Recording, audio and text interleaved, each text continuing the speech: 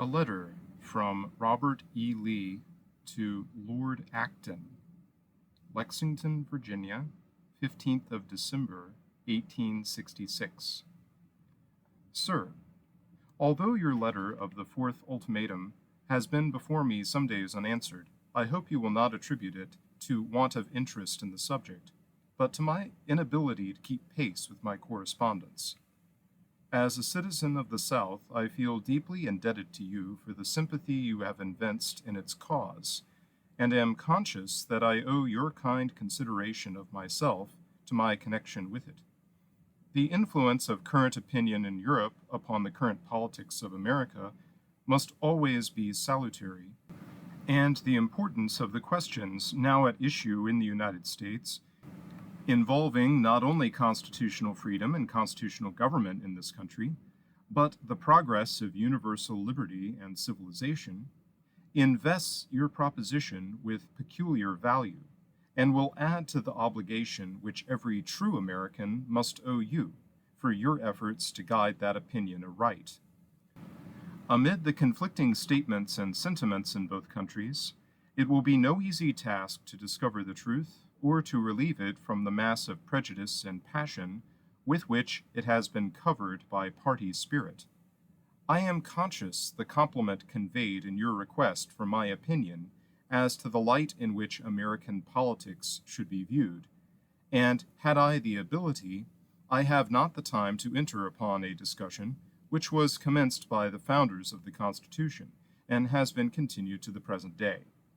I can only say, while I have considered the preservation of the constitutional power of the general government to be the foundation of our peace and safety at home and abroad, I yet believe that the maintenance of the rights and authority reserved to the states and to the people, not only essential to the adjustment and balance of the general system, but the safeguard to the continuance of free government.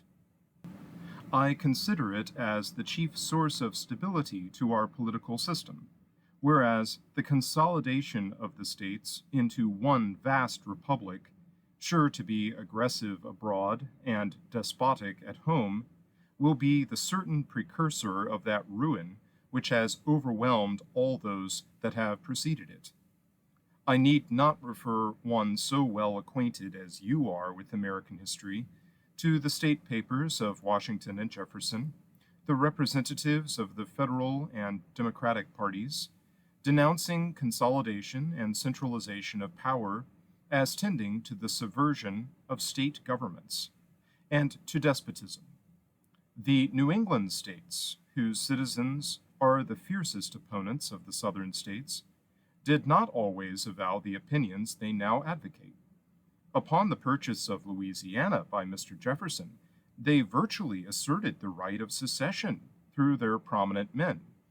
And in the convention which assembled at Hartford in 1814, they threatened the disruption of the Union unless the war should be discontinued. The assertion of this right has been repeatedly made by their politicians when their party was weak, and Massachusetts, the leading state in hostility to the South, declares in the preamble to her Constitution that the people of that Commonwealth, quote, have the sole and exclusive right of governing themselves as a free, sovereign, and independent state, and do, and forever hereafter shall, exercise and enjoy every power, jurisdiction, and right which is not or may hereafter be by them expressly delegated to the United States of America in Congress assembled. End quote. Such has been, in substance, the language of other state governments, and such the doctrine advocated by the leading men of the country for the last 70 years.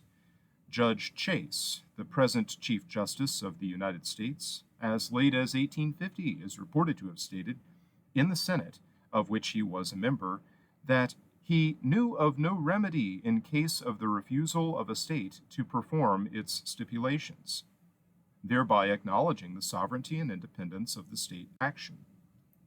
But I will not weary you with this unprofitable discussion.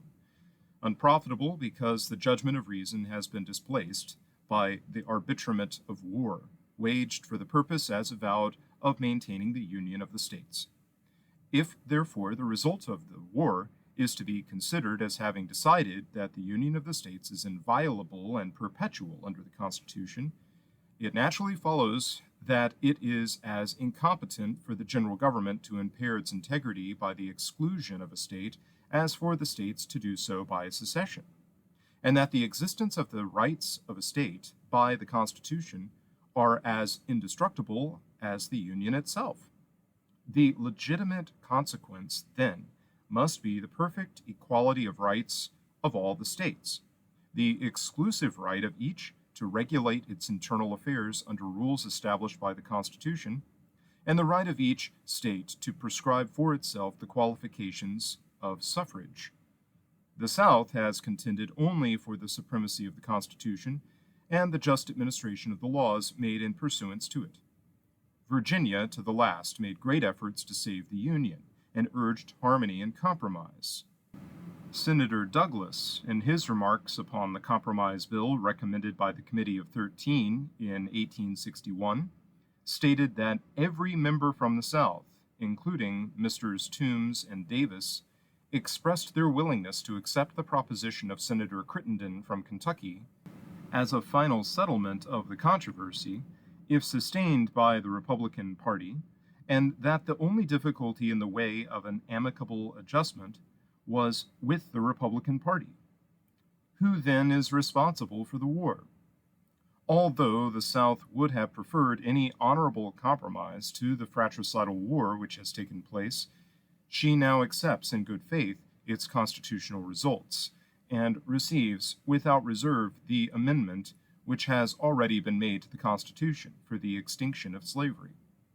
That is an event that has been long sought, though in a different way, and by none has it been more earnestly desired than by citizens of Virginia. In other respects, I trust that the Constitution may undergo no change, but that it may be handed down to succeeding generations in the form we received it from our forefathers.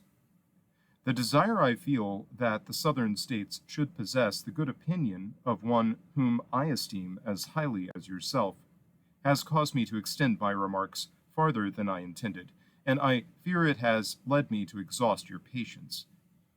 If what I have said should serve to give any information as regards American politics and enable you to enlighten public opinion as to the true interests of this distracted country, I hope you will pardon its prolixity. In regard to your inquiry as to my being engaged in preparing a narrative of the campaigns in Virginia, I regret to state that I progress slowly in the collection of the necessary documents for its completion. I particularly feel the loss of the official returns, showing the small numbers with which the battles were fought. I have not seen the work of the Prussian officer you mention, and therefore cannot speak of his accuracy in this respect. With sentiments of great respect, I remain, your obedient servant, Robert E. Lee.